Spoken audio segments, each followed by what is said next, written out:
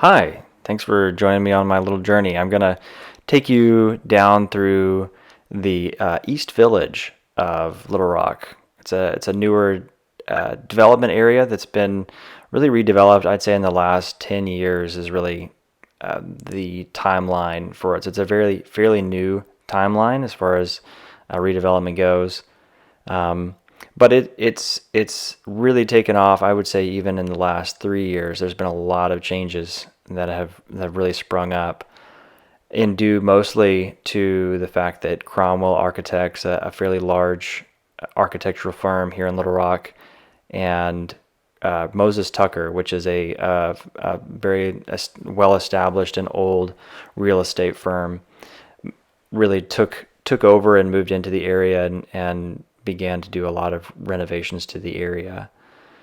This is all new parking right here that was just really paved probably no more than a year ago.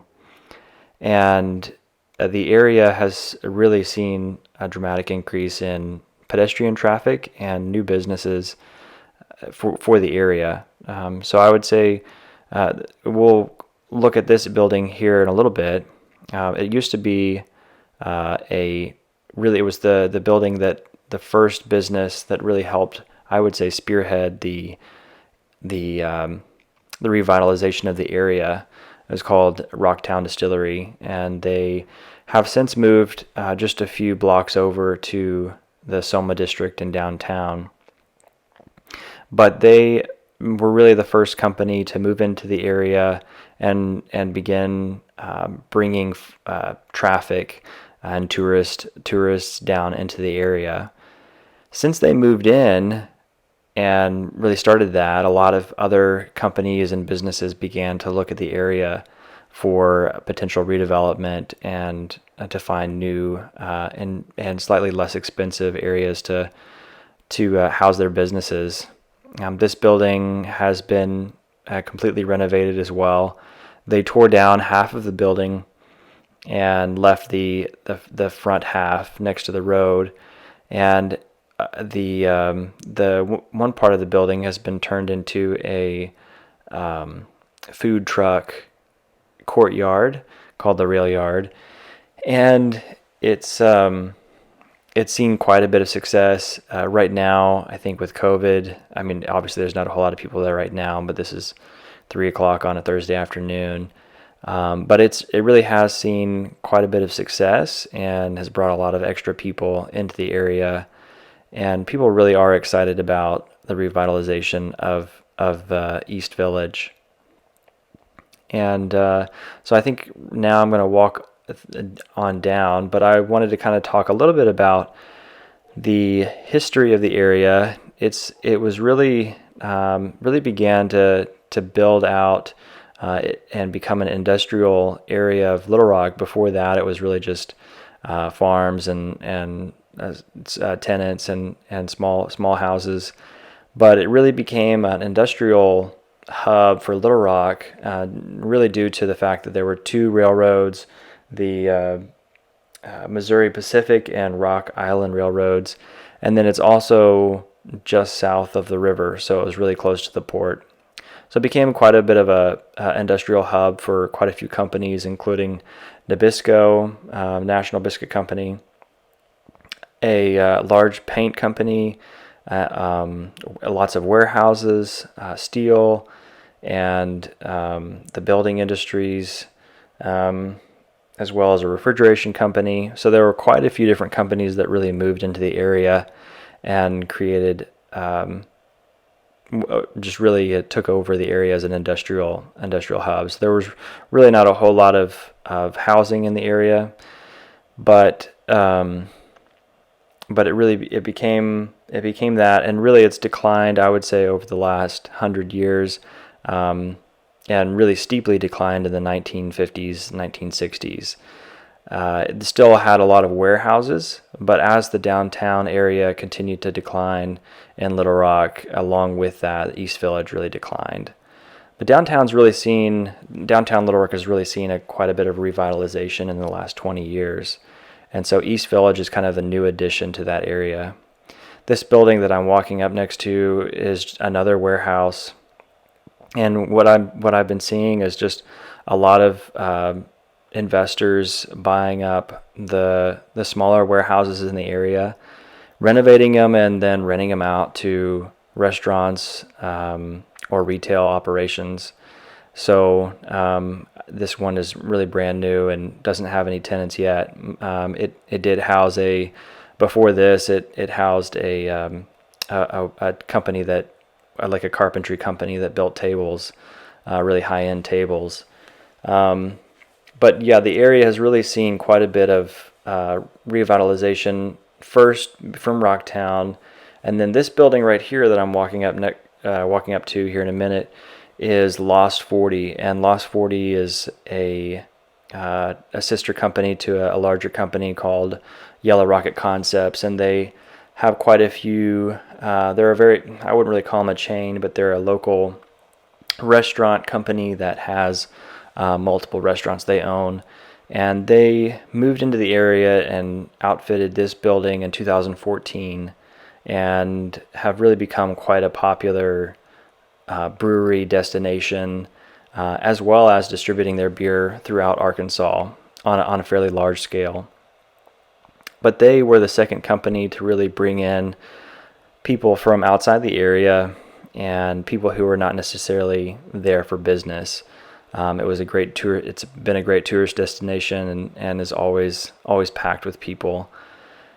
They moved in 2014, and around that time was when Moses Tucker and or maybe a little bit before that, but around that time, Moses Tucker and Cromwell Architects began to design the area and really began to think about how the area could really be revitalized and create a lot more foot traffic, as well as bring in some gardens. And they have, I think, several phases planned out for the area.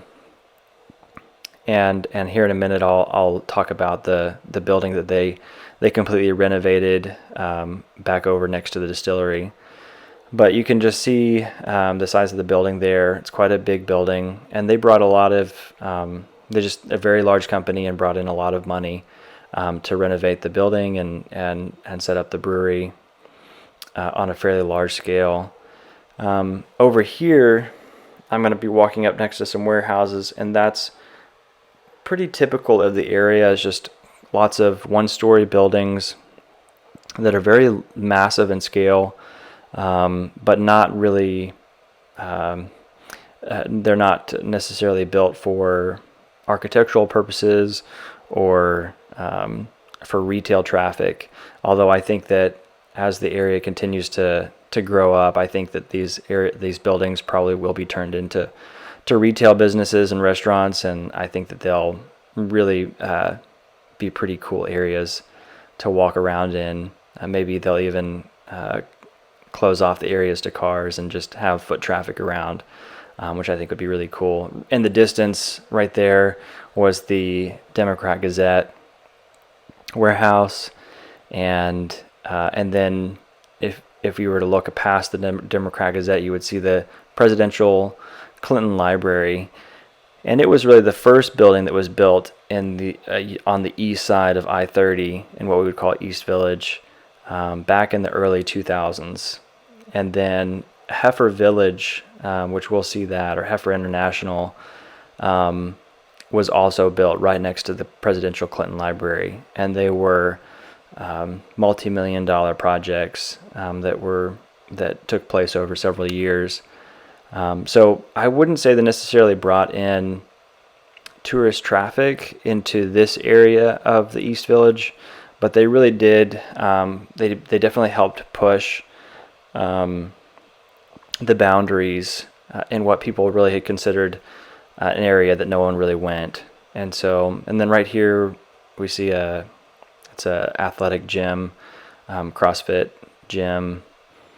And then I'm about to walk over here and then back, cut and go back over to the distillery district area. But when Cromwell really began designing and looking at how they could revitalize the area, I think that brought a lot of excitement to a lot of different businesses and people. So this building has really been completely renovated since Rocktown Distillery moved out and repainted, and now it houses a dentist office as well as a really nice cafe.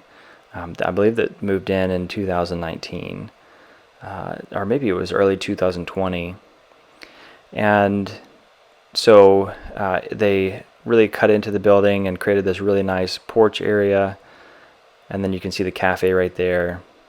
It's called Fidel and Co.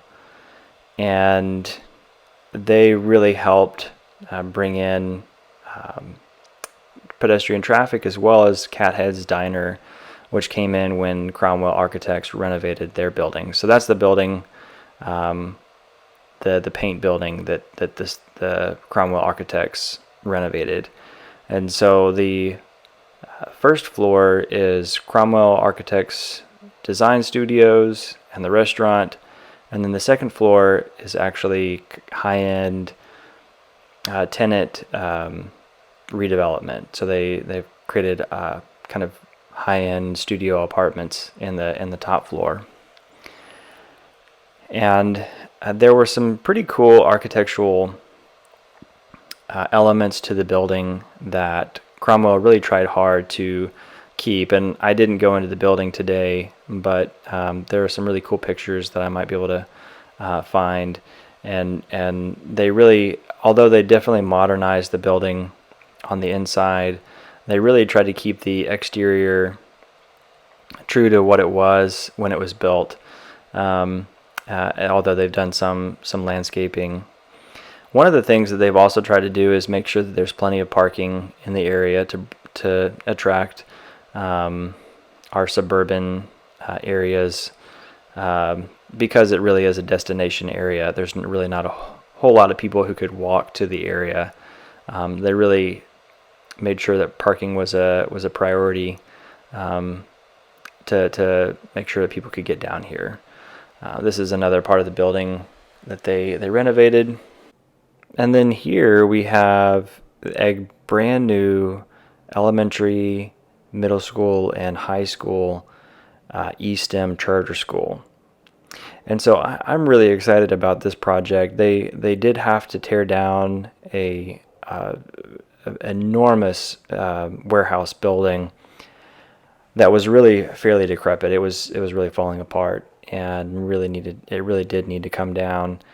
I don't think it was really salvageable, and so they took it down, and this went up really quickly. I mean, this project started probably in 2017, 2018, and it was finished by 2019.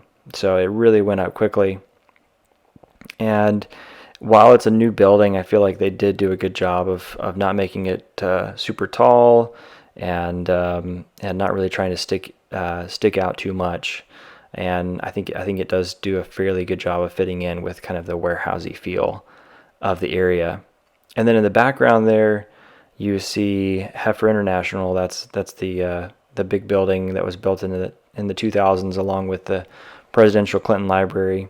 And then over here we have some other warehouse buildings that are, I think, really still housing companies that were here before all of the new addition and new renovation to the area. But I do think that the school will be a good addition to the area, just because it does bring in a lot of different types of people. It's a charter school, so it's not specific to one area. It brings in people and kids from all over Little Rock, which I think helps with the exposure of the area. Well, that's really it for the video. I really hope you enjoyed getting a tour of East Village, and I appreciate you watching this video. Thanks.